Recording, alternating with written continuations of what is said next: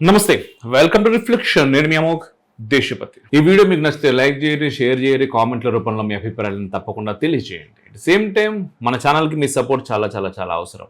స్పందించే ప్రయత్నం చేయండి అవకాశం ఉంటే. అరుపులు లేవు, ఆర్భాటాలు లేవు, శబ్దం చేయకుండానే శతాబ్దాన్ని పూర్తి చేసుకున్న రాష్ట్రీయ స్వయం సేవక్ సంఘ్ ఇప్పుడు భారత భౌగోళిక ముఖ చిత్రం మీద ఒక మహావ్యూహాన్ని ఆవిష్కరిస్తున్నారు.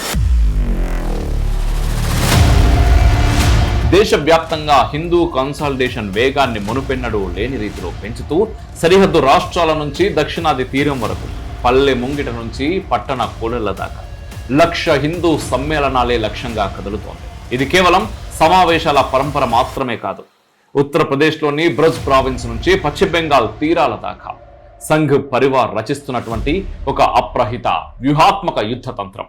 రాజకీయ సమీకరణాలకు అతీతంగా కులాల సరిహద్దులను చెరిపేస్తూ విడిపోయిన హిందూ సమాజాన్ని ఒకే తాటిపైకి తెచ్చేందుకు జరుగుతున్న ఈ విరాట్ ప్రస్థానం వెనుక ఉన్న అసలు రహస్యం ఏంటి తెలుసుకునే ప్రయత్నం చేద్దాం.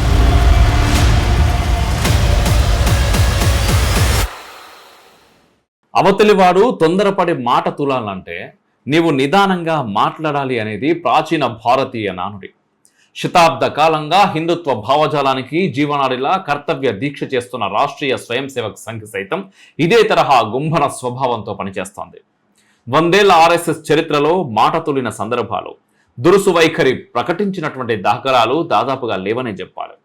గతేడాది అక్టోబర్ నుంచి దేశవ్యాప్తంగా విరాట్ హిందూ సమ్మేళనాలు నిర్వహించాలని రాష్ట్రీయ స్వయం సేవక్ సంఘ్ నిర్ణయించింది.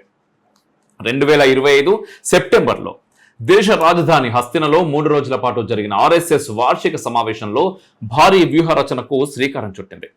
ఈ సమావేశానికి 32 పరివార క్షేత్రాలను ఆహ్వానించింది. కాశ్మీర్ నుంచి కన్యాకుమారి దాకా అష్టదిక్కుల్లో తన శ్రేణులను మోహరించాలని నిర్ణయించింది. 28 రాష్ట్రాలతో పాటు 8 కేంద్రపాలిత ప్రాంతాల్లో 1,00,000 హిందూ సమ్మేళనాలు నిర్వహించాలని పథక రచన చేసింది. రాష్ట్రాల వారీగా ప్రాధాన్యత క్రమాన్ని సైతం ఖరారు చేసింది.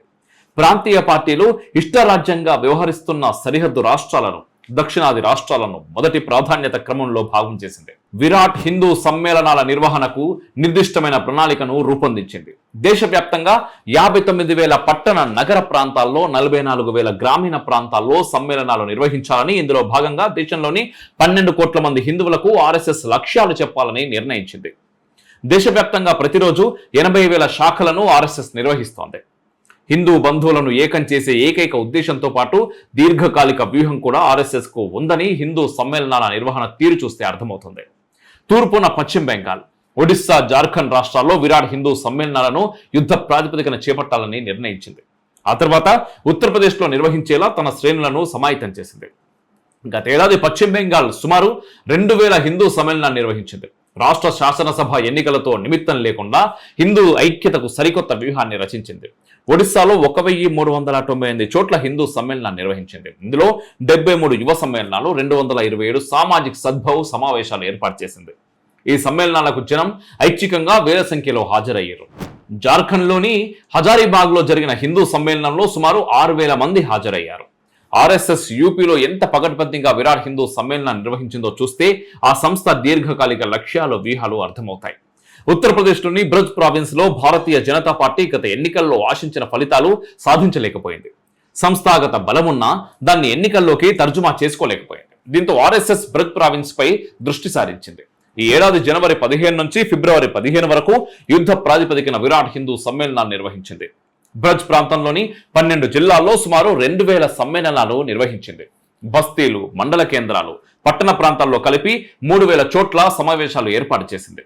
ఇక మధురా ప్రావిన్స్ లో 5 శాసనసభ స్థానాలున్నా ఇటీవల జరిగిన స్థానిక సంస్థల ఎన్నికల్లో అనుకున్న ఫలితాలు సాధించలేకపోయింది. దీంతో మధురా రీజియన్ పై ఫోకస్ పెట్టిన ఆర్ఎస్ఎస్ 86 మండలాల్లో 150 సమ్మేళనాలు నిర్వహించింది. 76 పట్టణ నగర ప్రాంతాలను కవర్ చేసింది.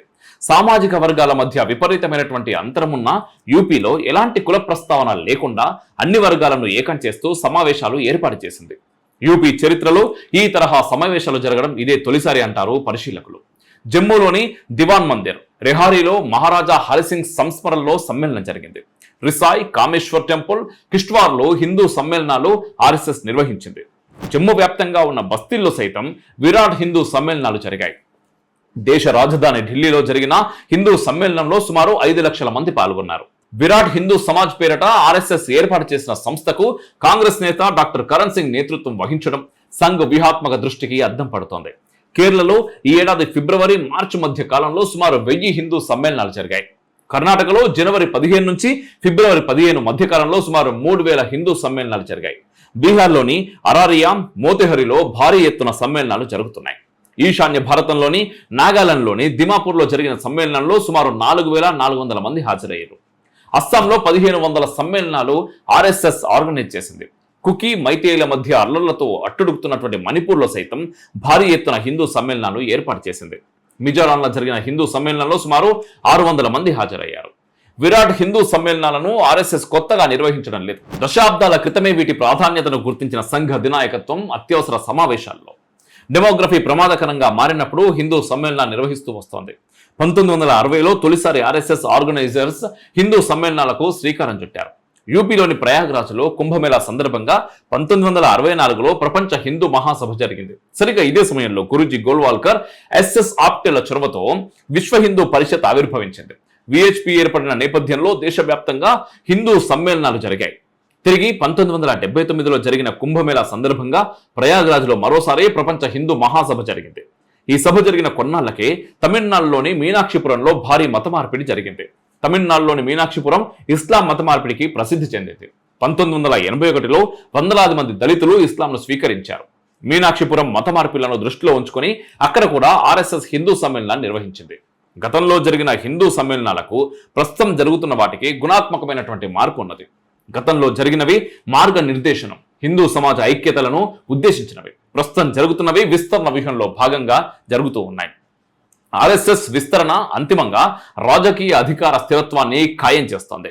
హిందూ సమ్మేళనాల వక్తల విషయంలోనూ ఆర్ఎస్ఎస్ ప్రత్యేక ప్రణాళిక రూపొందించింది. ప్రభావశీల వక్తలను, జనాభిప్రాయాన్ని మలిచే సాధు సంతులను తప్పక పిలవాలనే నియమాన్ని పెట్టుకుంది.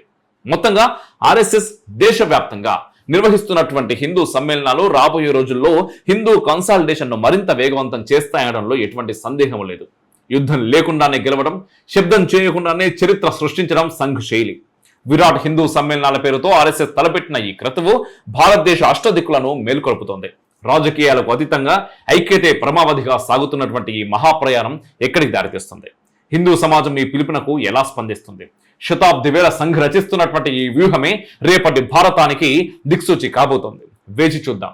నిశ్శబ్దంగా సాగుతున్న ఈ విరాట్ విప్లవం ఇంకెన్ని అద్భుతాలను ఆవిష్కరిస్తుందో. జై హింద్, మేరా భారత్ మహాన్.